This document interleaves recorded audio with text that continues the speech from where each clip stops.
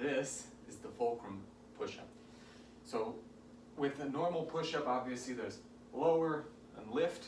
This one has just one extra component. Well, maybe two, because what you're gonna need is something for your chest to go in between. So you're gonna have to have two different surfaces for your hands to go on. This will give you a little bit of extra range of motion, but the goal is not to get a whole ton. As you're gonna see, even with my pretty good range of motion, I don't try to get a whole ton of extra range of motion.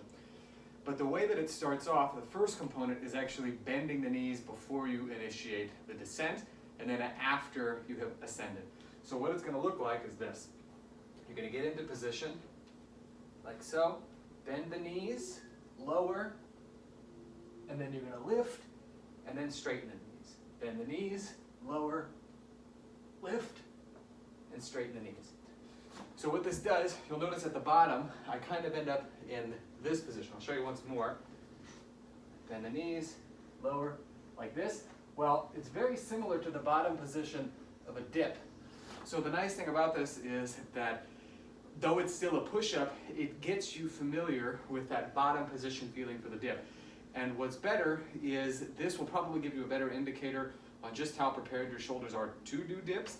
For instance, if this doesn't feel very good, odds are dips are going to be a no-go, so you could just leave those out entirely. But I think that this will be a good alternative. You could do quite a few more reps with this one as well, because a lot of weight is being taken out of the feet. So it's better for moderate rep sets of, let's say, 8 to 12, so that when you start doing dips, you can start back over at a lower rep scheme and then work your way up if dips end up being a good option for you. So give these a try. Remember, it is bend the knees, lower yourself, and then lift yourself, and then straighten the knees, all right? Let me know if you have any other questions, need any other technique pointers. We'll go from there. Enjoy.